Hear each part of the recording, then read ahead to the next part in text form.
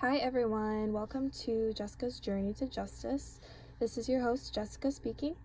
As many of you know, I do like to focus on bringing light to the many injustices that we all see throughout our day, but maybe don't know how to voice these inequalities.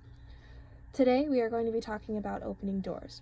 When I say opening doors, I'm not talking about the catchphrase, I literally mean opening doors. So, a little story time. The other day, I was out downtown shopping, and as I approached a store that I commonly go to, I noticed an individual in a wheelchair behind me. So I, of course, held the door open for them and let them through. But after that incident, I was browsing the shop like I usually do, and I got to thinking about that person. The door that I held open for this individual was not a push door, but rather a squeeze and pull.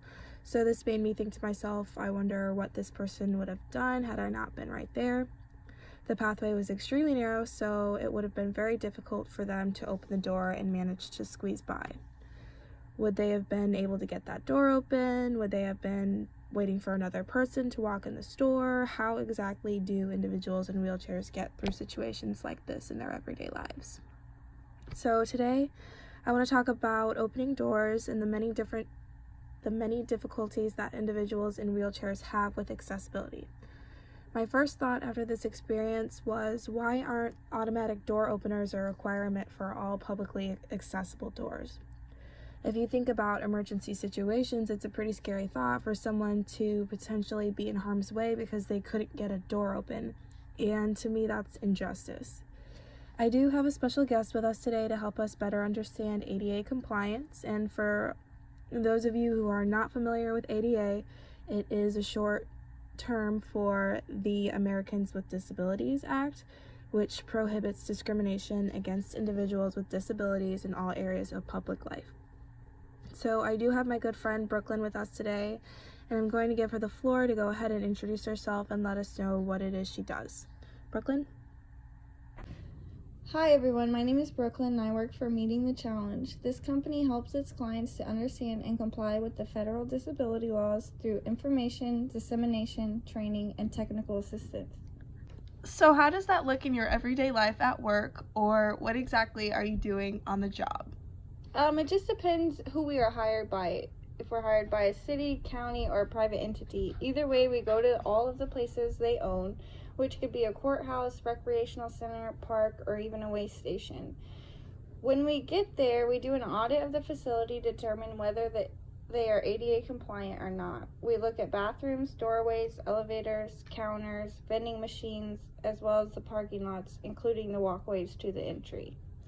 Okay, so what do you guys do to accommodate for someone like the person I met the other day at the shop who was in a wheelchair and clearly would have had a hard time opening the door had I not been there? We make sure that the doorways are a certain width and height. There has to be a precise clearing space as well. The door handle has to be operable with a closed fist, otherwise there needs to be an automatic door opener. So how come some facilities follow these requirements and others don't?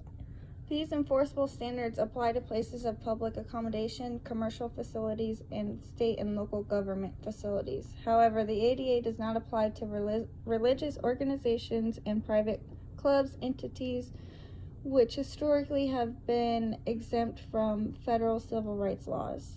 Places of worship and other facilities controlled by a religious organization, such as a school or a daycare center, are not subject to the ADA standards. Private membership clubs do not have to comply with ADA regulations except when they open their facilities to the general public. Sometimes the facilities we are going to are trying to be proactive and ensure they are compliant, while others may be under a lawsuit and need us to confirm or deny the allegations. Well, thank you for sharing your knowledge with us. It was extremely helpful to have you here with us today to talk about ADA compliance and specifically brush on how individuals in wheelchairs benefit from facilities that follow ADA rules and regulations. That is all the time we have for today. Hopefully this gave you all something to think about. When you're out there every day in the busy world, try and keep in mind those that have a different perspective and standpoint than yourself. This has been another episode of Jessica's Journey to Justice, and I will see you all next time. Thank you for listening.